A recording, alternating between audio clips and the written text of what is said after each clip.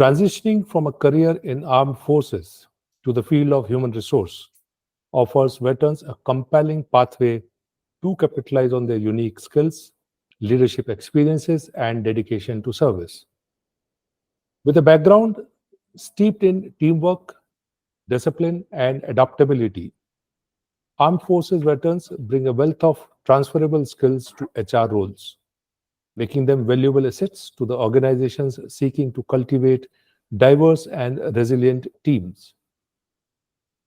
Embracing the principles of HR allows veterans to continue their commitment to supporting and empowering others, while also embarking on a fulfilling and impactful civilian career path that aligns with their values and expertise.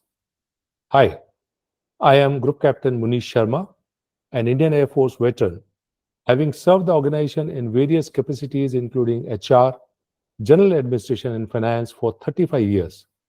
I have now started a financial consultancy where we guide individuals on management of personal finance, including investment, risk management, and compliances.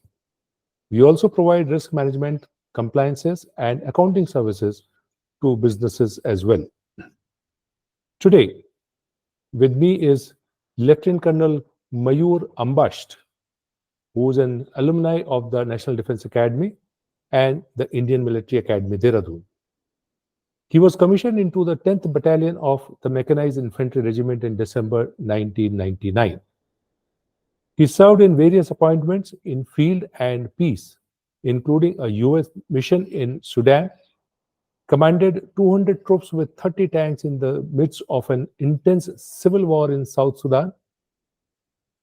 During his military career spanning 20 years, he has operated in Jammu and Kashmir, where he was deployed in intense counterinsurgency operations for 3 tenures.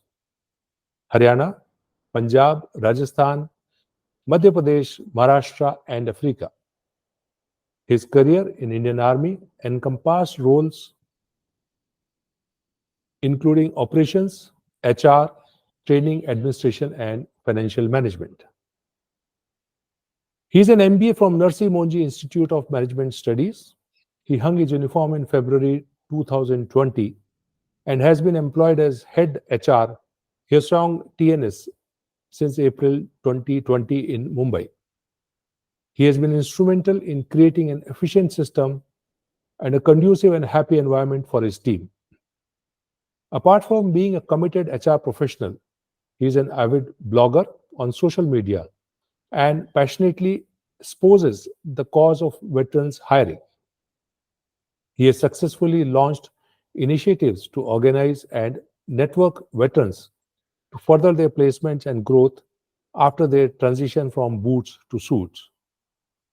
He is a prolific content creator on social media and pursues reinforcing the brand veteran through these channels. Welcome, Lieutenant Colonel Mayur.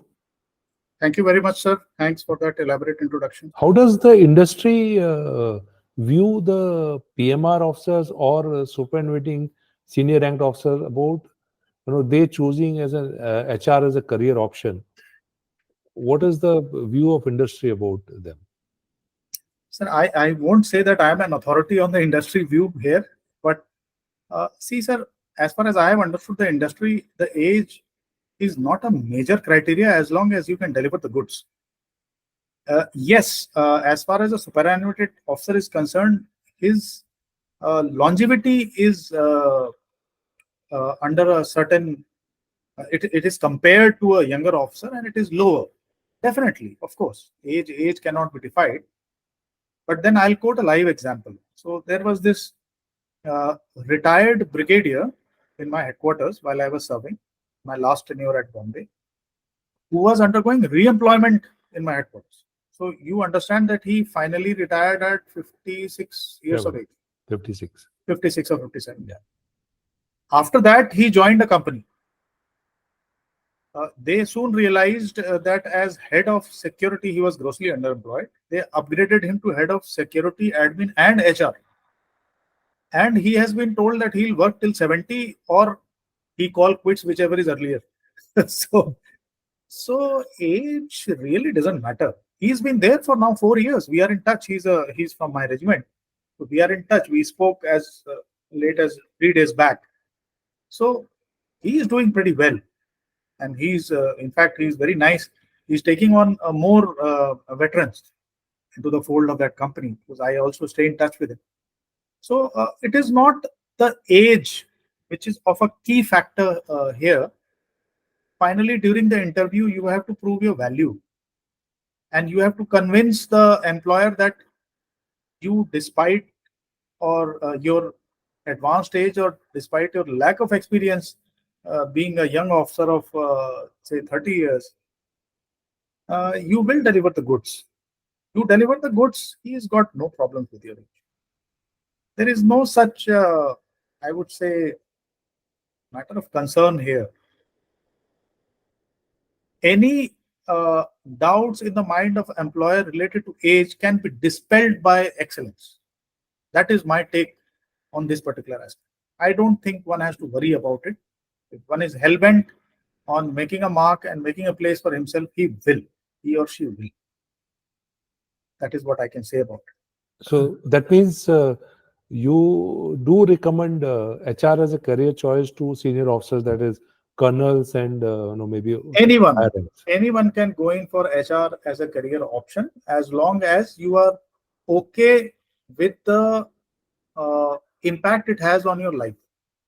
I have always maintained that choice of career is not necessarily because of the domain which you are looking at, it is because of your life goals. So if your life goals align with what HR has in store for you, go for it. Doesn't matter if you are a superannuated officer or a young officer. It will have the same kind of impact at your end. And what would be your recommendations to senior officers, that is superannuated officers, for skilling or education if they want to be in the HR role? Sir, for HR, my advice to everyone across the board is an MBA HR is essential. Okay. And when I talk of an MBA, I generally prefer a contact program, an on-campus program. It gives you a lot of insights into how industry functions. It is not the HR aspects that have to be learned. You have to learn about how business works. To quote an example, if I am the head HR, and if my head of operations comes to me and says, Mayur, I require a resource here in my so-and-so department, I have a problem. I require one man. His job is done. He has put the ball in my court. Hmm. Now, there is no vacancy that exists. I have to get on ground, analyze an operations role, and understand whether, firstly, his requirement is valid. If it is valid, then I have to carve out a new role with certain responsibilities which he feels that they are required. Then I have to draft a JD, a job description, with JS, the job specifications, and decide as to what age bracket, what experience bracket and qualification level the person has to be. And last but not the least, I have to consult the head of finance to find out whether we have catered for it in the HR budget. And if at all not catered for, then where to get the damn money from? So, I mean, I'm the head of HR. Why should I get into all these things? No, I have to learn about all the aspects of business, because I have to hire people for finance also, for admin also, for accounts also, for operations, for marketing, for sales. I have to hire everyone. That may not be applicable for the operations guy. He has to concern himself with operations, period. That doesn't happen at my end. For HR function, I have to know all business aspects with an equal level of knowledge. Only then can I make correct hires for the company, and then can I gauge the satisfaction level of people in their various roles.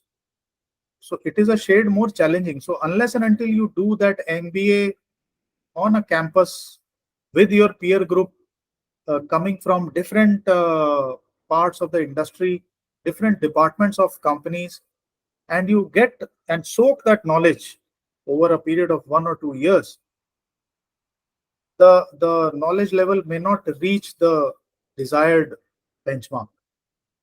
That I always recommend that an MBA HR with the regular contact program in classes, whether it is on weekends, whether it is on evenings or a full-time one, is an essential. It leads to a very good insight, and don't be surprised if after 6 months of that interaction, people change their minds Okay. because there is sudden enlightenment.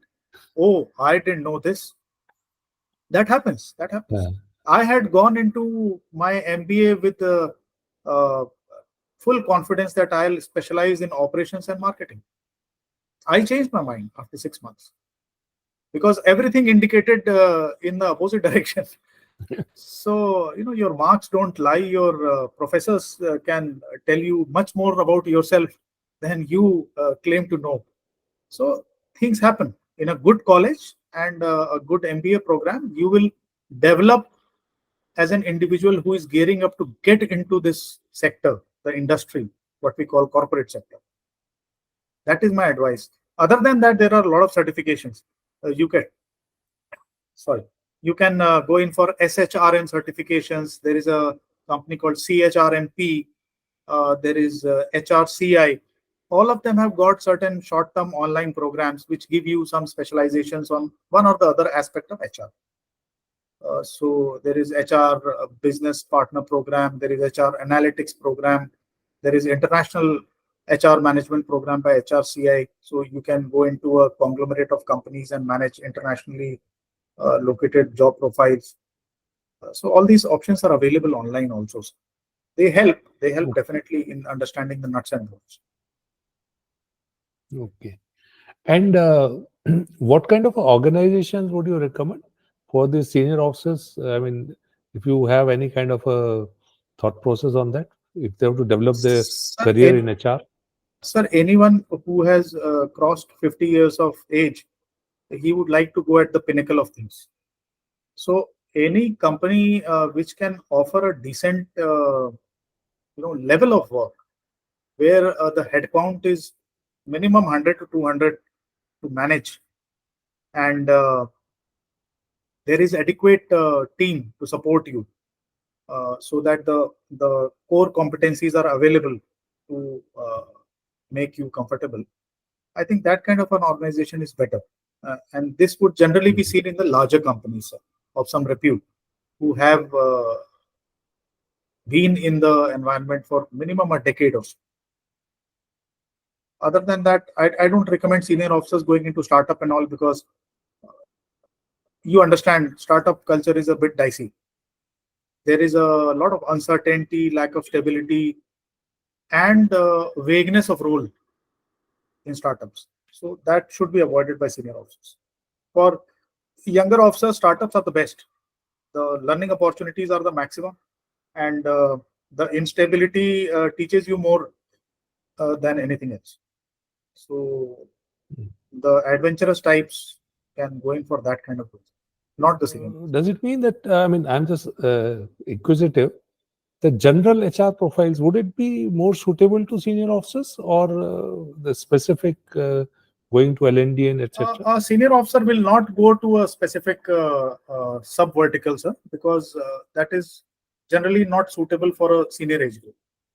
That would be for uh, domain specialists in that area, unless and until some senior officer who says that he has a specialization because of his defense services background. For example, if a person has been an instructor for 3 to 4 tenures, that can happen. I have seen people Mhm. who are so precious as instructors that they are given repetitive assignments in that field in the same school. So they can go in for L&D specialization. But generally, the administrative head of a HR department is better for a senior officer. And what kind of roles would you recommend for, I mean, say, major generals and lieutenant generals and equivalent in HR domain? Something Well, like I organization have not design, etc. I have not seen any general rank officers in HR till date, to be very frank. Uh, Okay. Specifically in HR, I am saying. So they are generally in the advisory roles, and I would say that they have a good opportunity of being in a consulting capacity to organizations which require structuring, new organizations which are coming up. There they are of immense value because of their immense experience and capability to guide and shape the structure. Or on the boards of existing large organizations where they require a sane voice to give course corrections and inputs where they are required. That may be a better role for a senior officer of that rank. Okay. And coming to the general, I mean the officers of superannuation or even the PMR officers, what would be the transferable skills that can help them to transition from defense to the HR career per se? Sir, as far as an officer is concerned, as we already discussed, the HR is a function which is inherent to every role in the defense services, irrespective of which service it is, Air Force, Army, Navy. So when we talk of transferable skills, every officer across the board, communication skills, soft skills, uh, to some extent training capabilities, organization skills, converting requirements into standard operating procedures, crisis management, conflict resolution, tact, maturity. All these things are of immense use outside. However, these may not work in isolation. They have to be bolstered with decent corporate HR knowledge, because all these have to be implemented. They are more or less, I would say, facilitators in the execution of corporate HR. They are not corporate HR themselves. So while these things are helpful, they are not the key to success in corporate HR. And I mean the experiences, the work experiences, as regards to the skills, like there's a uh, the system. I mean, what is communicated when we talk with peers and other aspirants, that you do apply for the job of HR, but then getting a call back or getting a job interview is as difficult as probably fitting into the bill. So what are the experience that should be highlighted or included in the resume per se, which at Okay. least Yeah. gives you a chance to get a job interview? So this is an aspect related to the resume making actually, something that we call tailoring of a resume. So today I advise all officers to have a resume each for operations, HR, and admin and facilities or security. So what happens is that all our roles, whatever we have responsibilities we have tenanted in our careers, they have some element of HR, some element of operations, some element of logistics and security and admin and whatnot. The trick here is to highlight a particular aspect of that tenure and suppress the rest. So suppose a person is a commanding officer. If I pen his tenure into a paragraph, I can say that he led the operations. He led 1,000 people in operations in so and so counterinsurgency and peace and armor warfare and whatnot.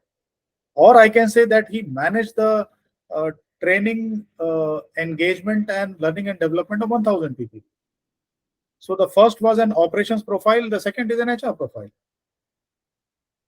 So there is something called ATS optimization, applicant tracking system optimization, which is akin to search engine optimization. That has to be done. It's a separate topic altogether, which as a matter of routine, I try to teach the veterans so that they can draft their resumes in a better manner. It is a very key aspect which is generally neglected by veterans. One resume is prepared and copy pasted for all job applications, which is not definitely not going to get you calls.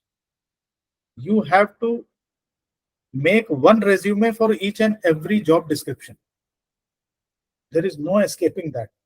And that is why when someone says that I am applying at the rate of 20 jobs a day, I am very skeptical, because it is impossible to do. You take 1 hour to apply for one job. That too after 1 month of doing it. Initially, you may take 3 hours. So if you take 1 hour to apply for a job, how can you apply for more than 5 to 6 jobs a day? It is not possible. And success rate in any case in the job market today is just about less than 5%. When I say 5%, it is 5% people may revert to you with a call. 2% will end up asking for an interview, and you may get calls from 0.5%. Get offers from 0.5%. So 0.5% being the success in job acquisition. So you have to make a humongous effort to land a job. I have done it. Everyone who is undergoing transition or has undergone the transition in the last decade or so has done it. It's a fact of life. You can't escape it. It's hard work and a game of patience. You should not run out of patience. That's the least expected from a defense officer. So that is inevitable. But there are these aspects have to be looked into very, very carefully and very consciously. One more question. I mean, we keep hearing about something called as strategic HR. What is strategic HR, and how can the senior officers from uniformed services contribute to these aspects? So, sir, what happens is that HR has got a strategic role and an operational role. So HR operations are the routine aspects, like hiring, firing, compensation, salary disbursal, compliances, legalities, this, that, PF, ESIC. These are routine affairs. These are execution part of the operations of HR. When it comes to strategic HR, you see, every business, when it tries to expand or enhance its operations, they have to have a fresh look at its HR strategy. Okay, I'll quote something in context. So I have got an IT company, and I require to have 100 software engineers there. So would you like to have people on your payroll, or would you like to have a third party hiring, or there are various options available. I'll definitely like to have my own guys. Why? Because of the factors of loyalty, continuity, stability. They are making softwares. I can't have people changing all the time, correct? So this is the strategic overview as to what strategy of hiring would you like to adopt. Will you outsource this function, or will you have this function in-house? This is a strategic decision. If I come to Zomato, suppose, Zomato has got probably, I would say, anything between 7 to 10,000 delivery boys in Bombay. Are you planning to hire all of them? It's not possible. Countrywide, you will have a few lakh employees. You can't handle those many employees. So you go in for contractual or outsourced model. This is a strategy. So if some company comes into the same sector, say Blinkit comes into the same sector, or say Swiggy or something, and they say, no, we are going to follow the other model. So it's again a strategic decision. They are probably planning something else. So they have got a certain different vision of their business 5 years hence. So they say, no, we'll hire each and every person on payroll, and we'll have a large HR setup to manage all these people. And we'll ensure that no person leaves us in less than 3 to 4 years. Well, strategic view, valid probably from their vision and mission. But these are the strategic decisions. Now, this strategy emanates from the vision and mission of the company. And it takes a very seasoned mind to ensure that the HR strategy crafted and adopted is in consonance with the overall business goals of the company in the future. So that is where the acumen and the experience and maturity of a senior person comes into play, where he has to craft an HR strategy, put that HR strategy into instructions related to execution, and then finally ensure execution with the help of the correctly hired talent. Put everything in place. The system, once it is put in place, and a mission is given, it will function smoothly. After some push here and there, mid-course correction that are required. So that is the role of a strategic level HR. Quite an insight to HR functioning for defense veterans. If I have to conclude, I would sum up saying that transition from military service to a career in HR, it offers us armed forces veteran an exciting opportunity to leverage the unique talents and experiences which we have in service, organized for the organization's success and employees' well-being. By embracing the principles of HR and capitalizing on their leadership skills, we veterans can make a meaningful impact in fostering inclusive workplaces, nurturing talents, and driving organizational growth. As we embark on this new journey, Armed Forces veterans can take pride in knowing that their dedication to service continues to resonate in their civilian careers, shaping a brighter future for themselves and the organization they serve. Thank Lieutenant Colonel Mayur Ambastha for taking his time out and giving such a valuable insight to the complex world of HR. I am sure the viewers will immensely benefit with such value inputs. Thank you very much, Mayur. Thanks a lot.